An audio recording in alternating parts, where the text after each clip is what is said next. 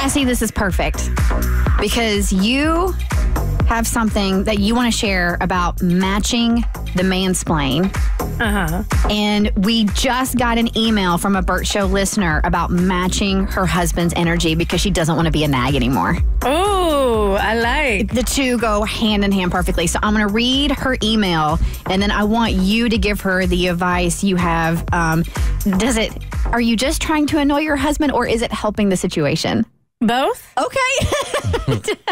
Good to know. All right, so here's the email we received. Dear Bert Show, you've recently talked about matching energies, and I have found that it works by matching with coworkers, and I have manipulated it to make other coworkers, ones I dislike, to match my energy, and things aren't so tense with them. But in the areas I need the most, I am struggling. Matching my husband's energy has been exhausting and has not worked out well for me.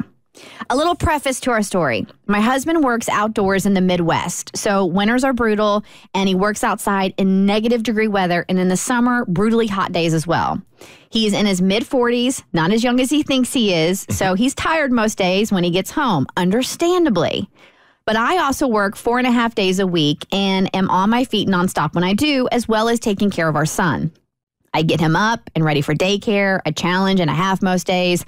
Then I work and I'm home by the time he gets off the bus. I get him settled, then start cleaning and dinner, and then work a side gig in between. I also have responsibilities outside with our chickens every day. So rain, snow, or shine, I have to be out there. Realistically and honestly, I am responsible for the inside, outside, and the kid on top of my own stuff every day without much fail.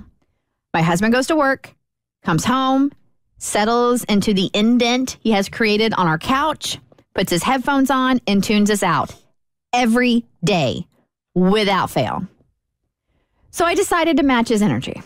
I came home and worried about myself and our son. I didn't clean up as much, and I slowed way down on making sure dinner was done for him. I spent more time ignoring him and not putting his needs above my own and less on things to help or for him. When he asked about it, I didn't tell him I matched energies.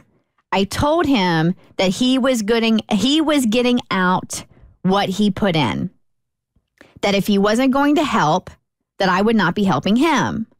Other than the not getting dinner done, he didn't seem to mind. In fact, he preferred I didn't nag about the household duties he was neglecting. Our marriage obviously needs help. I have recommended a marriage counselor, and he agreed and even found some, but hasn't actually scheduled any appointments. I can't say I'm surprised, but I'm obviously not happy. When matching energies doesn't work, you guys recommend ending it. But a marriage is different. This isn't a new relationship. This isn't a walk-away situation, not at least at this moment. Help. What else can I do to get him to start matching my normal energy without being the wife that nags him? Thanks for listening, and energy sucked wife. This sucks because, how do I say this nicely? I commend you for sticking with your husband. Obviously, you're married. He has some growing up to do. And I get it. From his point of view, like, he has a very hard job, and it seems like he works his butt off at work, and he's tired when he comes home.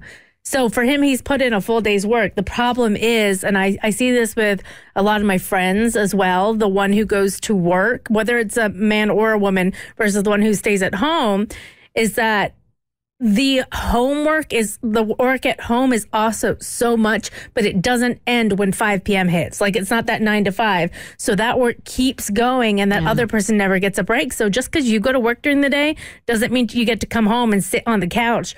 There's more now it's your time to split duties at home because your significant other has also had their quote unquote work day during the day.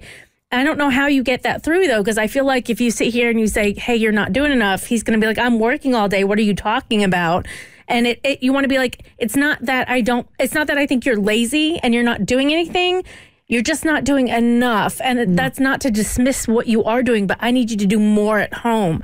So I think maybe sitting down and talking to him, I would almost, if that doesn't work, I would start keeping like a list or a spreadsheet. That was going to be my suggestion. So sometimes you have to see it on paper for it to make an impression. So if he hasn't, like, I'm I'm ecstatic that marriage counselor is on the table. I would go ahead and make that appointment. It doesn't seem like he's going to do it, so just bite the bullet and do that. But also, I would go ahead and have this assignment where, all right, today I'm going to write everything I do and when I do it, and I want you to do the same thing.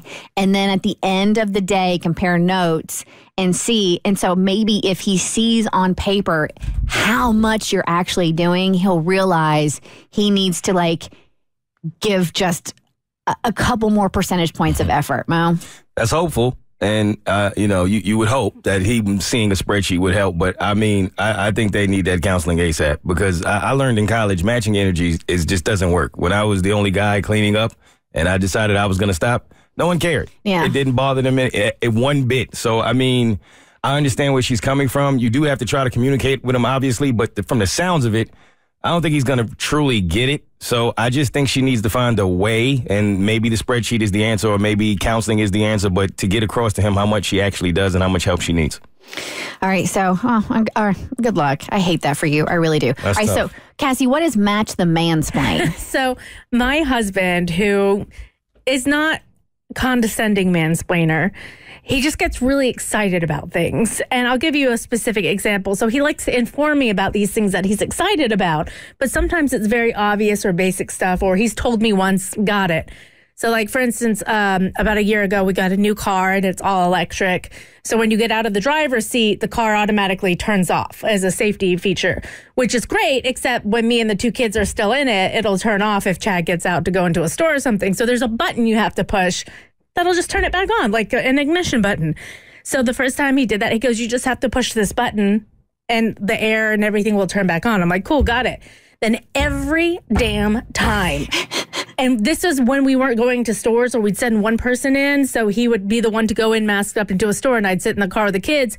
He'd be like, don't forget to push the button. You just have to push the button to turn the air back on. And I'm like, I swear to God, if you tell me one more time about this damn button, I know. And so it started happening with other things around the house. And he's just trying to be helpful. And he doesn't think I'm dumb or that I'm not capable. It's just his way of showing love. And he's excited. So I started doing it back to him because I hit a breaking point. I was like, I feel like I'm an infant and you think I don't know how to do things. And I know you're showing me love, but you just have to tell me one time. So I started doing it. So the other day I was in the car and I got out and I go, you just have to push the button to turn the car on.